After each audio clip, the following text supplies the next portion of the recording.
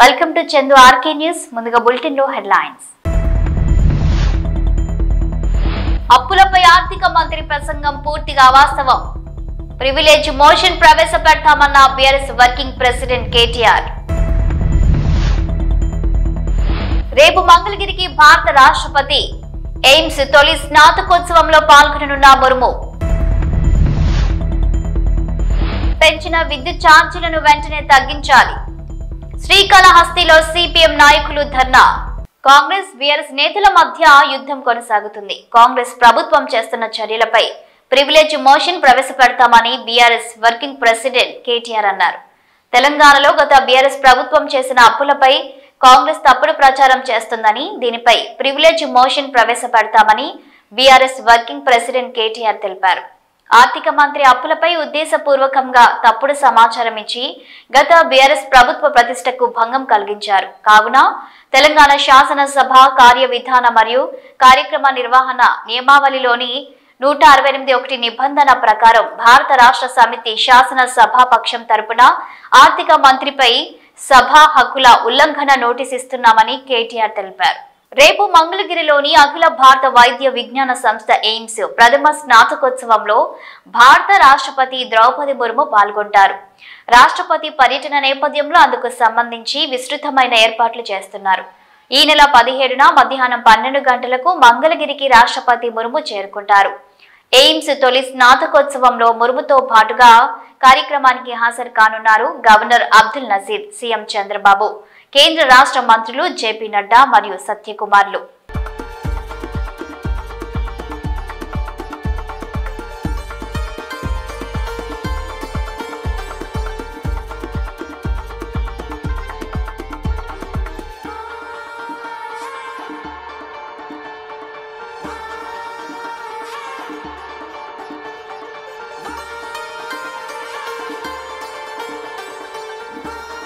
శ్రీకాళహస్తిలో CPM నాయకులు విద్యుత్ ఛార్జీలకు నిరసనగా ధర్నా నిర్వహించారు. కూటమి ప్రభుత్వం అధికారంలోకి వస్తే విద్యుత్ ఛార్జీలు తగ్గిస్తామని హామీ ఇచ్చి అమలు చేయలేదని ధ్వజమెత్తారు. మరోసారి ట్రూ యాప్ ఛార్జీలు విధించడం దారుణమన్నారు. విద్యుత్ బిల్లులను తగలబెట్టి నిరసన తెలిపారు. కూటమి ప్రభుత్వం విద్యుత్ ఛార్జీలను తగ్గిస్తామన్న హామీ అమలు చేయాలని డిమాండ్ చేశారు. వైసీపీ ప్రభుత్వము 5 సంవత్సరాలలో దాదాపు 37,000 కోట్ల రూపాయలు కరెంట్ ఛార్జీలతో ప్రజలపైన భారాలు వేయడం జరిగింది. అయితే ఈరోజు కూటమి ప్రభుత్వము 8 నెలలకే 17,000 కోట్ల రూపాయలు ఛార్జీల పేరుతోటి ప్రజలపైన భారాలు వేస్తూ ఉన్నారు. అదేవిధంగా ఈరోజు నిత్యావసర వస్తువుల ధరలన్నీ కూడా 30-40% పెరుగుతూ ఉన్నాయి. అంటే ఈరోజు కూటమి ప్రభుత్వము గత ఎన్నికల్లో ఇచ్చినటువంటి వాగ్దానాన్ని పూర్తిగా అమలు చేస్తూ ఉంది. ధరలు అదుపు చేస్తాము. అప్పుడు వైసీపీ ప్రభుత్వం ధరలు పెంచినప్పుడు బాధులని రాష్ట్ర వ్యాప్తంగా పెద్ద ఎత్తున ఉద్యమాలు చేశారు. మరి ఇప్పుడు 8 నెలలకే దాదాపు 17,000 కోట్ల రూపాయలు ఈరోజు విద్యుత్ భారాలు పెంచారు. అదేమంటే గత జగన్ ప్రభుత్వము ఈ శక్తి ఒప్పందం చేసుకునింది ఆదానితో అని అంటున్నారు. దాన్ని రద్దు చేయాలని చెప్పి మేము సిపిఎం పార్టీగా డిమాండ్ చేస్తున్నాము.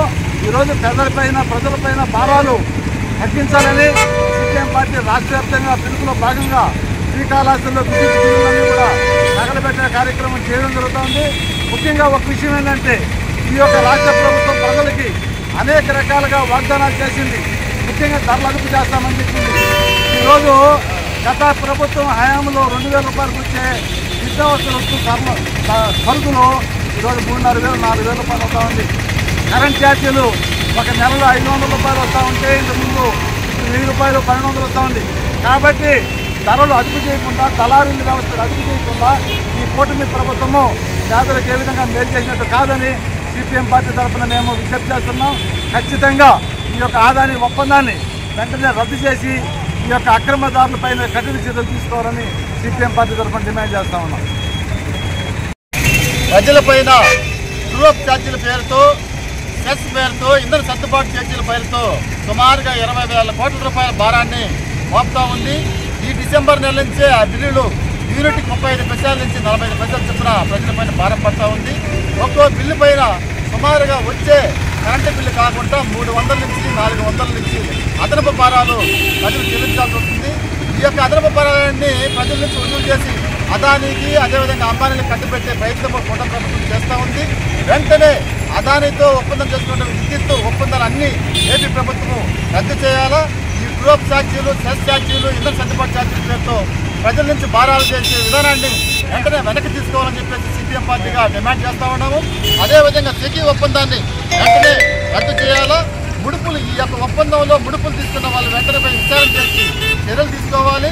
అదేవిధంగా ప్రజలు ఇంటికి కరెంటు స్మార్ట్ మీటర్లు పెట్టే విధానాన్ని, వ్యవసాయానికి స్మార్ట్ మీటర్లు పెట్టే విధానాన్ని రద్దు చేయకపోతే రాష్ట్ర ప్రజల ఆగ్రహాన్ని తప్పదని చెప్పేసి తెలియజేస్తా ఉన్నాము. ఈ యొక్క విషయాలపైన సిపిఎం పార్టీ ప్రజలను కూడగట్టి పెద్ద ఎత్తున ప్రభుత్వానికి వ్యతిరేకంగా పోరాటం చేస్తా ఉన్నామని చెప్పి హెచ్చరిస్తా ఉన్నాం. స్వచ్ఛందంగా సాగునీటి ఎన్నికల్లో పాల్గొనాలనుకున్న రైతులను టీడీపీ నాయకులు దౌర్జన్యంగా అడ్డుకున్నారని వైసీపీ మాజీ మంత్రి చెల్లుబోయిన వేణుగోపాలకృష్ణ ఆరోపించారు.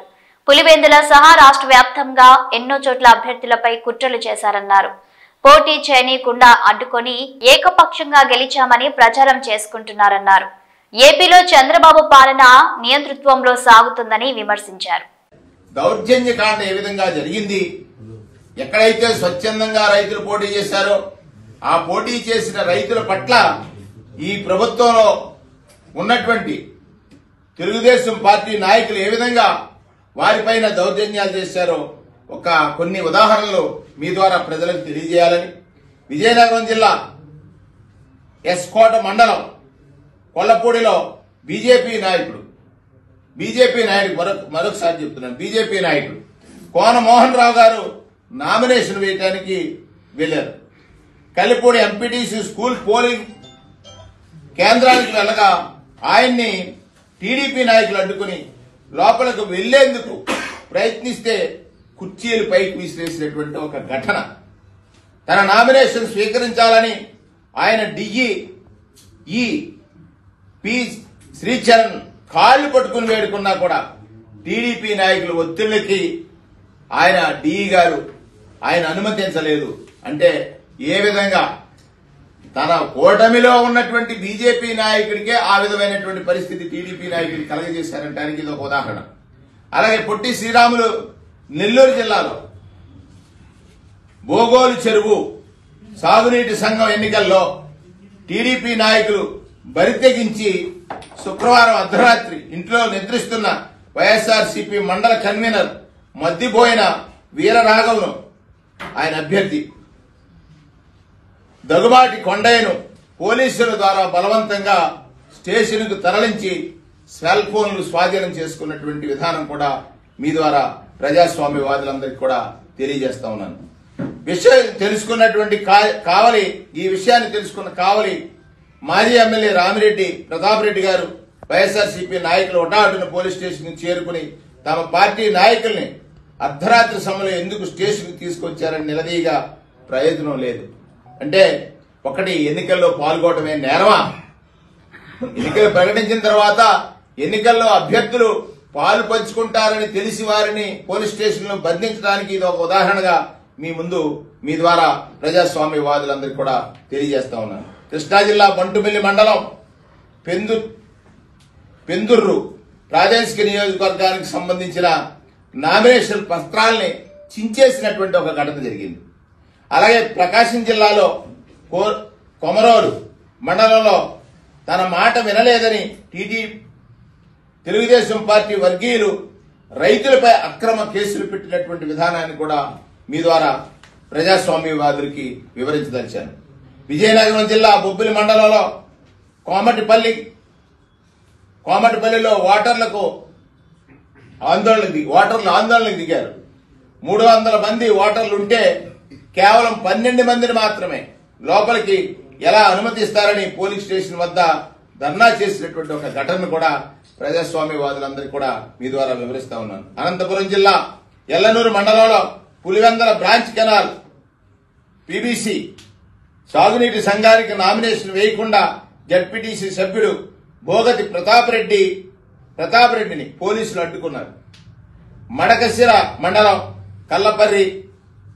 కల్లపర్రిలో పోటీలో ఉన్న అభ్యర్థులను పోలీసులు అడ్డుకున్నటువంటి విధానాన్ని కూడా మీ ద్వారా ప్రజాస్వామ్యవాదులకి వివరిస్తా ఉన్నాను. తిరుపతి జిల్లా చిల్లకూరు మండలం తోనుకుమాల చెరువులో సంబంధించినటువంటి పోటీల్లో రైతులు చక్రపాణి రెడ్డిని అడ్డుకొని దాదాపు జిల్లా అంతటా అడ్డుకోవడంతో పాటు జిల్లా అంతటా కూడా కూటమి నాయకులు చెప్పిన విధంగానే ఇరిగేషన్ శాఖ అధికారులు నడుచుకున్నారనేటువంటిది మీ ద్వారా ప్రజాస్వామ్యవాదులకి వివరిస్తా ఉన్నాను. నెల్లూరు జిల్లా కుతికిపాలెంలో టీడీపీ నేతలు అరాచకాలు చేశారు. పద్మమ్మ అనే మహిళా రైతు గెలిచిన టీడీపీ తెలుగుదేశం పార్టీకి చెందినటువంటి శ్రీనివాసరెడ్డి గెలిచినట్లు అధికారులు ప్రకటించారు. ఇంకా ఒక అడుగు ముందుకేసి ఒక అధికారి అయితే, నువ్వు మాజీ ఎమ్మెల్యే అయితే నాకేంటి, మాకేంట్రా, నువ్వు మాజీ ఎమ్మెల్యే అయితే నాకేంట్రా అనే విధంగా, రేయ్ నన్నేమీ చేయలేవు, ఏం చేస్తావురా అని అక్కడ బూతులు, అంటే వినకూడనటువంటి మాటలు 4 సార్లు ఎమ్మెల్యేగా గెలిచిన ఎమ్మిగనూరు మాజీ శాసనసభ్యుడు చెన్న కేశవరెడ్డి గారిని కన్నూరు సిసిఎస్ సిఐ ఇబ్రహీం గారు దుర్భాషలాడినటువంటి విధానం ఇది ప్రజాస్వామ్యవాదులకి మీ ద్వారా వివరించదలిచాను. ఆంధ్రప్రదేశ్ లో వైఎస్ఆర్ కాంగ్రెస్ పార్టీ నాయకుల కిడ్నాప్ పరంపర కొనసాగుతుంది. తమ వైఎస్ఆర్ కాంగ్రెస్ నాయకులను అర్ధరాత్రి పోలీసులు కిడ్నాప్ చేశారంటూ మాజీ మంత్రి సీదిరి అప్పలరాజు పోలీస్ స్టేషన్ ఎదుట ధర్నాకు దిగారు. బాధితులను తక్షణమే అప్పగించాలని డిమాండ్ చేస్తున్నామన్నారు మాజీ మంత్రి సీదిరి అప్పలరాజు.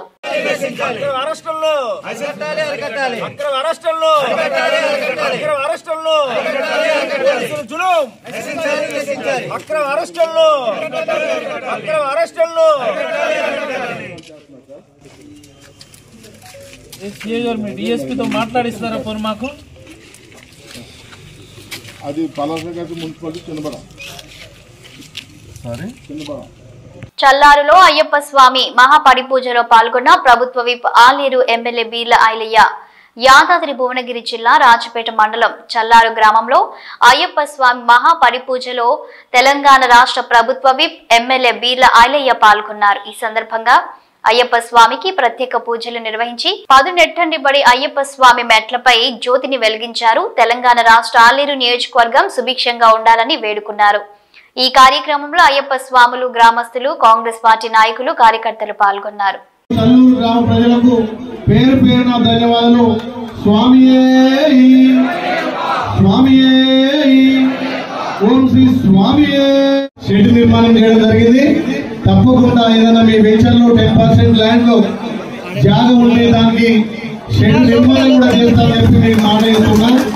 నేను కూడా అయ్యప్ప భక్తులే, కాకపోతే ఇప్పుడు వీలుగా కేయడం లేదు. కానీ ప్రతి సంవత్సరం పోకుండా నేను 20 సార్లు మాలేసి 2 సార్లు పెద్దపాలన చేసిన, ఒకసారి జ్యోతికి 2 సార్లు జ్యోతికి పోయినా, ఒక్కసారి మొదటి మాలనే విషు అంటే ఏప్రిల్ 14 విషుకు పోయిన పెద్దపాలన చేసినప్పుడు ఇలా పెద్దపాలన చేసిన ఉన్నారా? ఎంతమంది చేయలేరు? ఎవరై మన మాల ఎందుకు పాలని ఏడిచిన మళ్ళీ పోయి దిగి రాగానే మళ్ళీ ఆరంభించింది, మళ్ళీ పోయి వచ్చినాం. అంటే ఆ స్వామి ఆశీస్సులే అన్ని సాధ్యమైనాయి. కాబట్టి తప్పకుండా స్వాములకు చల్లూరులో షెడ్ నిర్మాణం చేస్తా. అందరు గ్రామ పెద్దలను అడిగి ఎక్కడైతే ఊరికి పక్కన ఉంటే బాగుంటుంది, ఊర్లో ఎవరైనా సాంక్షన్ అయినా ఏదైనా మంచి చెడైనా మీరు ఊరు బయట ఉంటే బాగుంటుంది. కాబట్టి అలాంటి ప్లేస్ మీ గ్రామ పెద్దలు నిర్ణయిస్తే నా సొంత ఖర్చులతో షెడ్ నిర్మాణం చేస్తానని చెప్పి నేను మీకు మాటిస్తున్నాను. రోజు రోజుకి కూటమి ఆగడాలు శృతిమించుతున్నాయని 2 రోజుల క్రితం రివర్ వ్యూ అన్న రెస్టారెంట్ అతిక్రమణలు చేసింది.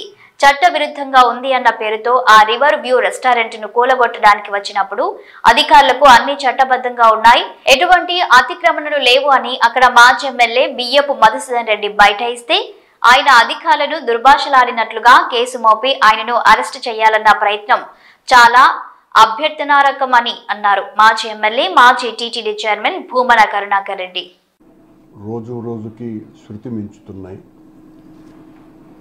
2 రోజుల క్రితం కాళహస్తిలో రివర్ వ్యూ అన్నటువంటి రెస్టారెంట్ అతిక్రమణలు చేసింది, చట్టవిరుద్ధంగా ఉంది అన్న పేరుతో ఆ రివర్ వ్యూ రెస్టారెంట్ను కూలగొట్టడానికి అధికారులు వచ్చినప్పుడు అన్నీ చట్టబద్ధంగానే ఉన్నాయి, ఏ తప్పు లేదు, పనిగట్టుకొని కక్ష సాధింపుతో దీన్ని కూల్చడానికి వస్తున్నారోనని మాజీ శాసనసభ్యుడైనటువంటి బిఎం మధుసూదన్ రెడ్డి గారు అక్కడ బైఠాయిస్తే ఆయన అధికారులను తీవ్రంగా దుర్భాషలాడినట్టుగా కేసు మోపి ఈ రోజున ఆయన్ని అరెస్ట్ చేయడానికి ప్రయత్నాలు చేయటం అన్నది చాలా అభ్యంతరకరమైనటువంటి విషయం. ఇలా చట్ట వ్యతిరేకంగా ఉన్నటువంటి కట్టడాలను కూల్చాలా అనుకుంటే సగం కట్టడాలని కూల్చాల్సినటువంటి అవసరం ఉన్నది.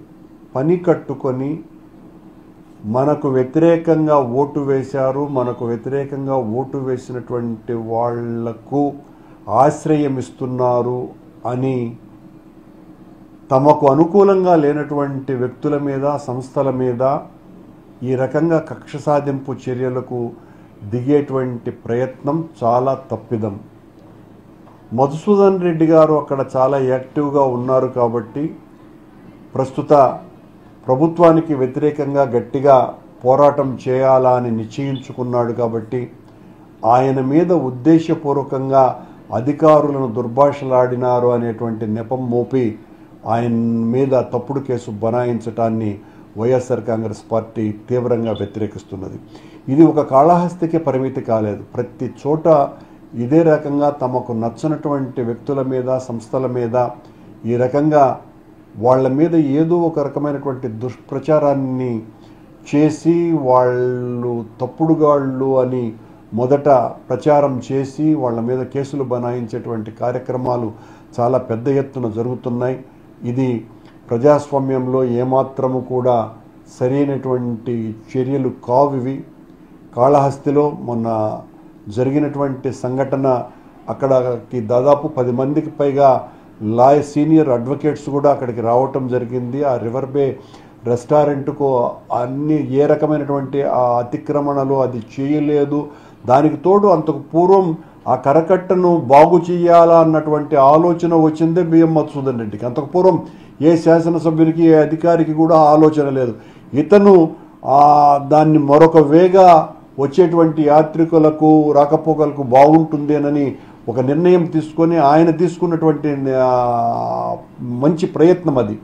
దానికి మూల్యం చెల్లించుకునేదానికి మధుసూదన్ రెడ్డి గారికి అనుకూలంగా ఉన్నటువంటి ఆ రివర్ వ్యూ రెస్టారెంట్ వాళ్ళ మీద కసి తీర్చుకునేటువంటి కార్యక్రమంగా ఇది మారటం, దానికి తోడు బిఎం మధుసూదన్ రెడ్డి గారి మీద ఈ రకంగా కేసు బనాయించటాన్ని తీవ్రంగా ప్రతిఘటిస్తున్నాం, వ్యతిరేకిస్తున్నాం. ఇది తప్పుడు సంకేతాలు ఇస్తోంది ప్రభుత్వం అని తెలియజేస్తున్నాం. The Vijayawada book festival committee ఉప ముఖ్యమంత్రి బుక్ ఫెస్టివల్ కు రావాల్సిందిగా ఆహ్వానం అందించింది.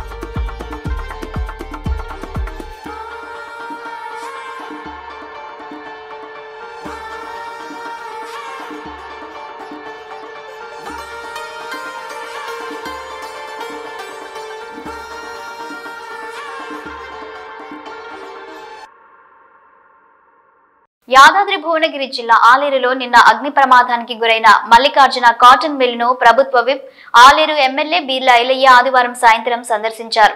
ఆలేరు మండలంలోని మల్లికార్జున కాటన్ మిల్లులో శనివారం మధ్యాహ్నం భారీ అగ్ని ప్రమాదం జరిగింది. పెద్ద ఎత్తున విలువైన పత్తి దహనం కావడంతో ఆదివారం రోజు తెలంగాణ రాష్ట్ర ప్రభుత్వ విప్ ఆలేరు ఎమ్మెల్యే బీర్ల ఐలయ్య ఆ మిల్లును సందర్శించారు. ప్రమాదం ఏ రకంగా జరిగిందో అడిగి తెలుసుకున్నారు. ఈ కార్యక్రమంలో కాంగ్రెస్ పార్టీ నాయకులు పాల్గొన్నారు.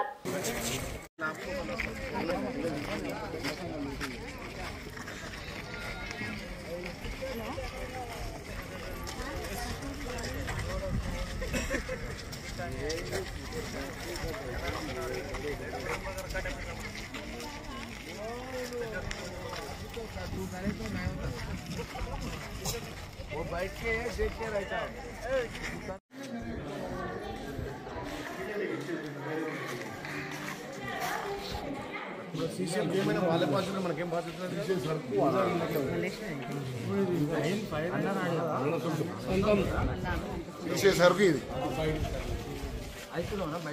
ఇదేమో గ్రామ పంచాయతీ సిబ్బంది జీవితాలతో ఆడుకునే ప్రతిపక్ష పార్టీలు సమస్యలను అదునుగా చేసుకుని ప్రభుత్వం మీదికి సమ్మె రూపంలో ఉసిగొల్పుతుందని గ్రామ పంచాయతీ కారోబార్ తెలంగాణ రాష్ట్ర అధ్యక్షుడు సాదుల శ్రీకాంత్ ఆరోపించారు. అందరూ ఇలాంటి విషయాల్లో జాగ్రత్తగా ఉండాలని కేబినెట్ మంత్రులందరినీ కలిసి సమస్యలు వివరించామని, ప్రజాప్రభుత్వం త్వరలోనే వాటిని పరిష్కరిస్తుందని ధీమా వ్యక్తం చేశారు. తొందరపాటు నిర్ణయాల వల్ల భవిష్యత్తు నాశనం అవుతుందని, ప్రతిపక్షాలు తమ మనుగడ కోసం మనల్ని పావులుగా చేసుకుంటుందన్నారు.